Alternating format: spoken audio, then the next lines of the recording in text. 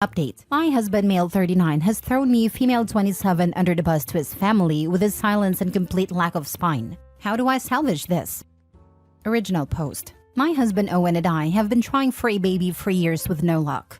I would be happy to adopt, but Owen's family is against it. It has influenced my husband to also be against it. After our second year of trying, I begged my husband to go with me to get a checkup to see if either of us or both of us is infertile. He was strongly opposed to this, as all the men in his family are extremely fertile, but eventually gave in, and as it turns out, his sperm count is extremely low. He was heartbroken as I was, and we both got therapy. After a year of no longer trying, I got pregnant but lost the baby, and we were devastated. Owen blamed himself and proposed that we start the process of getting into a family planning center for a sperm donor, which I agreed to. He asked me that we'll not tell either of our families about this, or our friends, and I agreed because I would never want to emasculate him. With the help of our donor, I was able to successfully become pregnant, and we had our little girl last year. She is healthy and progressing amazingly, and I thank God for her every day. I kept my promise and never told anyone. However, Owen is struggling with connecting with our little girl. Here is where the trouble begins. Last month, he went out of town with his brothers for their friend's bachelor party. While on the trip, Owen told his brothers about our infertility issues and that our baby wasn't biologically his. One of his brothers must have told his wife, who told my husband's mother. I don't know why she would tell my husband's mother, except that she has never liked me. Their mother then came to our house and called me a lying whore and tried to get my husband to leave with her. He just stood there silent. I told her that it was Owen's decision not to tell anyone, and she asked him if this was true. Again, he was silent, which his mother took as me being the liar. She then went to our nursery and started taking everything she'd ever given us for the baby back. I told her I didn't care about it, and I made more than enough to buy everything she gave us myself, and better quality. This set her off, and she called my baby a filthy bastard. When she said that, I did something I know is harsh, but I believe she deserved it. I physically pushed her out the door. I didn't hit her, but I did put my hands on her shoulders, pushing her out the door, and threw all her crappy things out with her.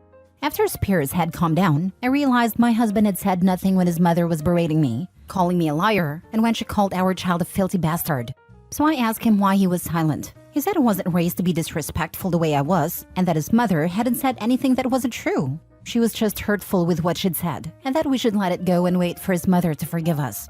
I told him that I would never let it go, that his mother and anyone who agreed with her was not welcome in our home, and that I don't need to be forgiven when I've done nothing wrong. He then said the house was his, and as the head of the family, it was his decision. I said fine, but why did he allow her to call me a liar and a whore? Those things are not true, and our child shouldn't be called a bastard. He just repeated he would not argue with his mother. After that, I stopped speaking to him and started gathering up my daughter's things and purse, and walked out the door with her. He tried to stop me and told me I couldn't take his daughter anywhere without him, and I lost the little bit of composure I had left. I told him she wasn't his daughter. He had proved he didn't see her as his daughter when he'd allowed his mother to call her a filthy bastard and told him she wasn't his. He broke down into tears and begged me to come back inside, but at the time I felt nothing. He looked pathetic to me. I've taken my baby with me and gone back home to my parents, and finally told my family the truth, which feels so good. They're completely in support of my decision and are not allowing my spineless husband anywhere near us, as he still refuses to apologize to me or set the record straight with his family. However, I told his sister-in-law that I was close to the truth, and she told the rest of his family. Half of his family is understanding while the other side is on his mother's side, but they're all mad at my husband. I need time to cool down, but I know eventually my husband and I need to figure our marriage out. One thing is for certain, I will not return to his house until he apologizes to me and promises to protect me and his daughter fiercely. I want to see this in action form, starting with him telling his mother what she did was wrong and banning her from coming to see us until she asks for my forgiveness. We were also planning on having more children as he wants a big family, but that is off the table as I don't believe he is ready and we both need to get back into therapy. Now for the top advice before reading the update. I'm confused. Your husband had a low sperm count, but he was still producing, and the IVF clinic normally harvests your husband's sperm and choose the healthiest candidate and then inject it directly into one of your eggs. Why did you decide to get a third-party sperm donor when your husband was still producing sperm, albeit at a much lower quantity? Defective sperm and low sperm counts are not the same thing. A healthy donor was less expensive and had a higher chance of success than IVF. We've had many friends who did IVF and spent hundreds of thousands of dollars, only to have no results and or more miscarriages. We explored all our options thoroughly and he chose this one. We were $300,000 in, and my ex did want to go your route. I did and still have no child to show for it. He was stubborn and wouldn't listen. He did a few other crappy things until I finally left. I'm glad you have a child to hold on to. I'm so sorry. The choice is very difficult between IVF, donor, surrogate, or adoption. I'm glad you are free of your ex. I hope to be free soon as well. Ask yourself this. Do you believe he is capable of changing? Everything he has said and allowed to be said to you is nothing but disrespectful. I'm beginning to conclude he does not love me enough to change or protect us. He most certainly does not love you enough. I would lose my mind if someone were to disrespect my loved ones, but I'm glad it sounds like you have a supportive family. Stay strong. Don't let him disrespect you again. Thank you. My family is very supportive. They are helping me to find new housing and furnishing. I just never prepared to be a single mother, and I know he will fight me every step of the way. He prioritizes his ego and pride over everything else. It's why he refused to adopt. These days, you can't hide adoption. They interview everyone who might be involved, unless you do entirely privately, and it's why he insisted on hiding the sperm donor. For him, having children is a mark of prowess. And he doesn't have it anymore, which is why he's okay with letting his family throw you under the bus. If he can spread the blame, so much the better. I would see a lawyer ASAP OP, so even if you can't bring yourself to start proceedings, you know where you stand and can make plans. He then said house was his, and as the head of the family, it was his decision. This is probably the most egregious part of your story for me.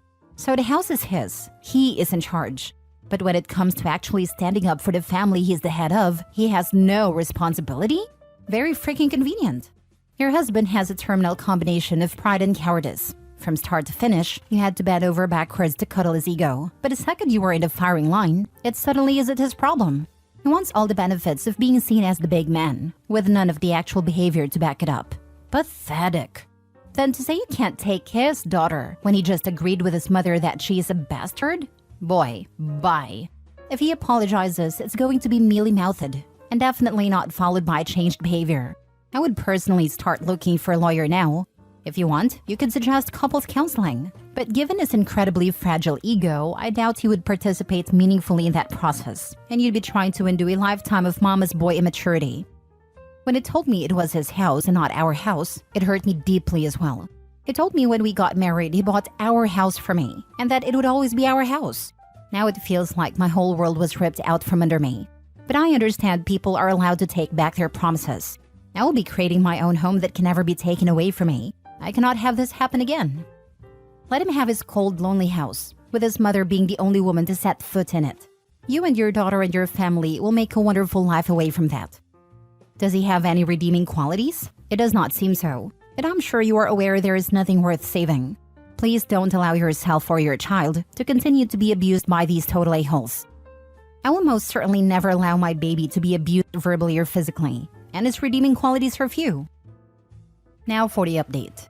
I want to start by thanking those who are so kind. Your words of encouragement and advice were greatly appreciated. Here is my update. Apparently, after I left my husband's house, my mother-in-law, brother-in-law, and sister-in-law accused me of cheating. I'd already begun speaking with a lawyer after Owen refused to tell the truth to his family, but knowing he let them tell other people I cheated is like getting punched in the chest. I'm now renting a nice 2-bedroom apartment. My siblings and their partners have helped me furnish it, and my top priority is ensuring my baby has everything she needs. Currently, I'm working to create a cozy nursery for her and hiring a nanny. Facing the end of my marriage is terrifying, but I'm learning to accept my new reality. When I notified Owen I was going to file for divorce, he started calling and messaging nonstop. His messages ranged from begging me to come home, telling me he will tell the truth and get therapy, again begging to see our baby, and then threatening to drag me home. I told him the divorce was happening whether he liked it or not, because he failed as a husband, and failed even worse as a parent. He then sent photos and videos of my things in the garbage, and him and my brother-in-law trashing the nursery. His exact words, "I don't need it anymore." In the most disturbing video, he threw our baby's car seat in a dumpster. I do not recognize him or his behavior anymore. He claims to miss his daughter and me, but is trying to make his behavior my fault for not doing what I'm told. This is not the man I agreed to marry. The man I married was smart, kind, gentle, thoughtful, and funny. But this vileness from him was waiting for me the moment I didn't obey and take the disrespect from his family to save him from the humiliation of his infertility. Before the fallout with his mother, he was not like this. It's certainly not an excuse, but I believe it all centered on him feeling emasculated and humiliated by his family. I just can't believe he couldn't at least stand up to his family for me and our baby, the one he said he would die for. I'm not blocking Owen as my lawyer said to email everything he says to me to him, but the constant threatening messages makes me scared to leave my home. Owen knows where I work and has repeatedly told me he will drag us back if that's what it takes, and that I'm making him do this. My lawyer and I are working on a restraining order, but every woman who was attacked by her ex-husband knows restraining orders don't keep you safe. However, things took a turn when my father-in-law showed up on my parents' doorstep, and it's the reason I decided to update. My father-in-law asked to speak with me.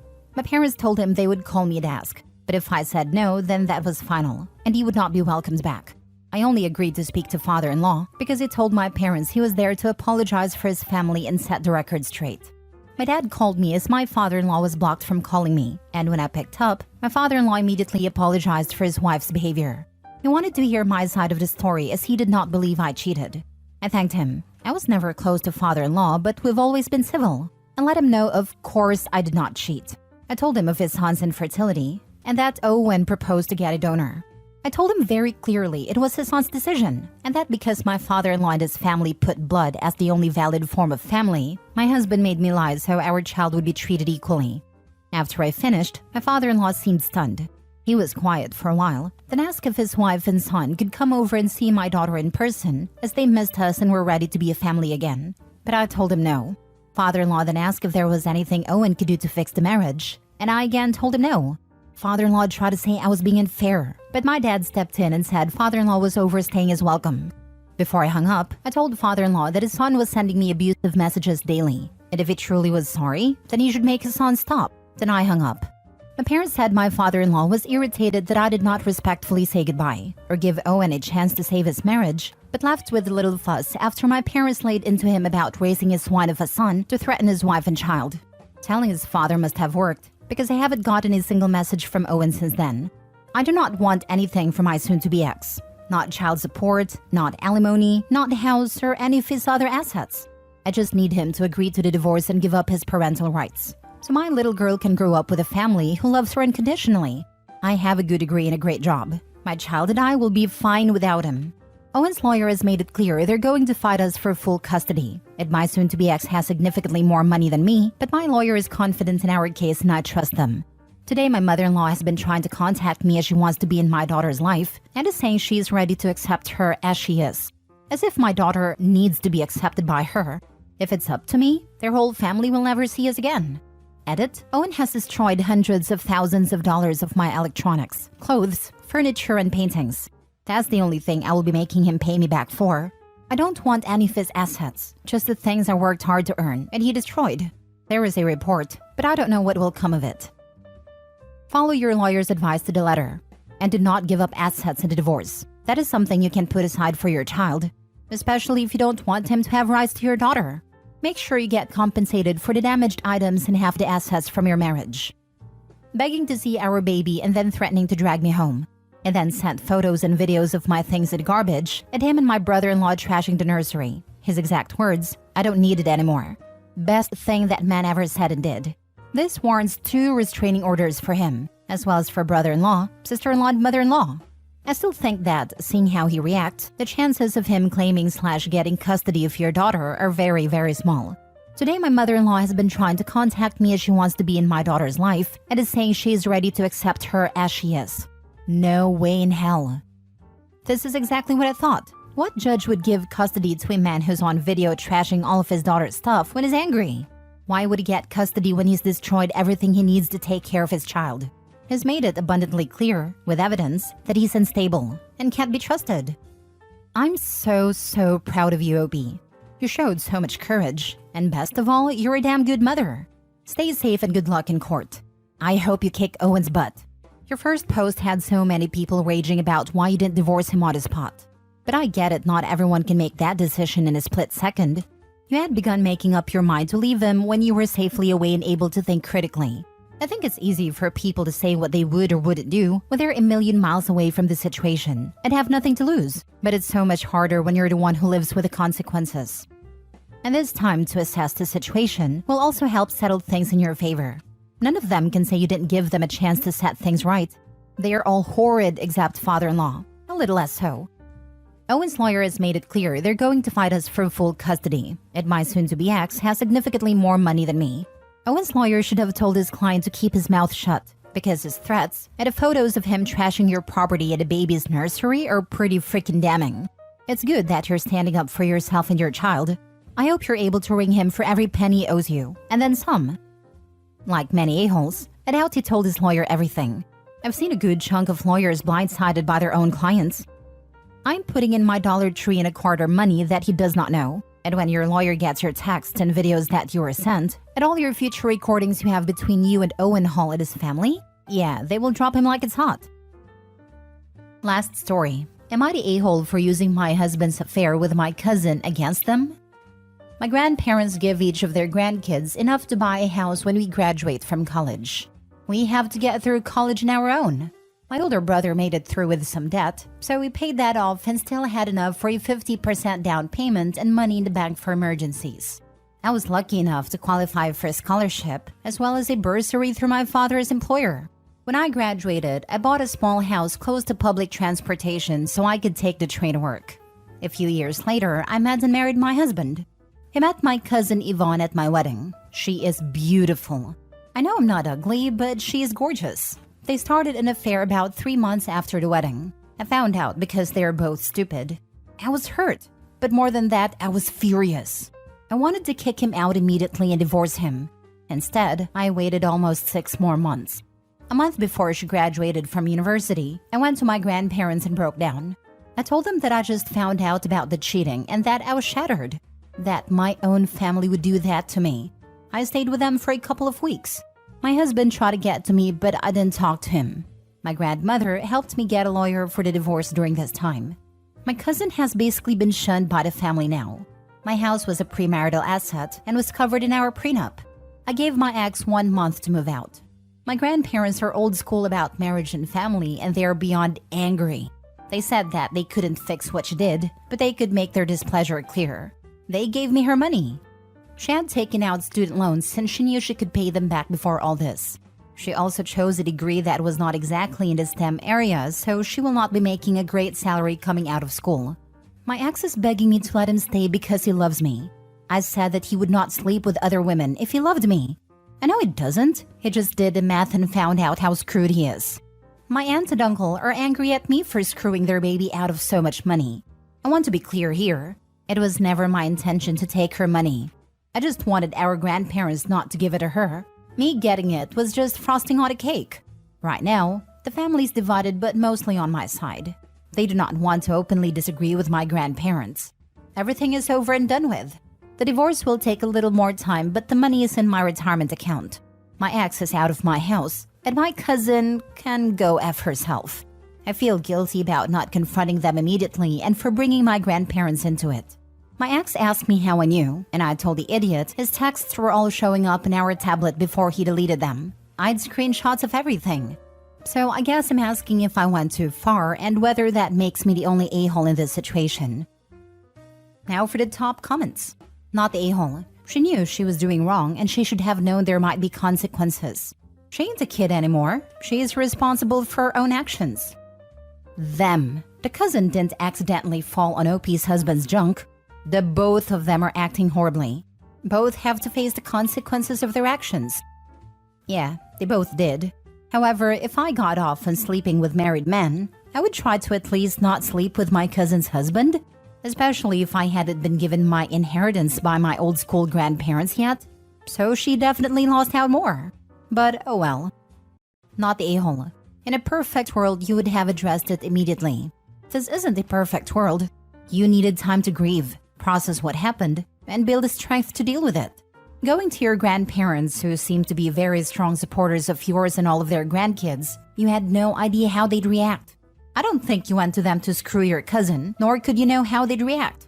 Unlike your cousin who screwed your husband to mess with you, they both knew what they were doing and were consenting adults. Obviously, her parents aren't going to hold her accountable for her actions. Your grandparents did. Sucks to be her for sleeping with your husband. I'm sorry you went through this, but you should feel zero guilt about how this all played out. You're the victim here. I bet if she did confront them straight away, the grandparents would still have the same reaction. 100% agree with you. The grandparents take care of their family, but also hold them accountable. The aunt and uncle don't like it, but the grandparents sound like stand-up folks to me.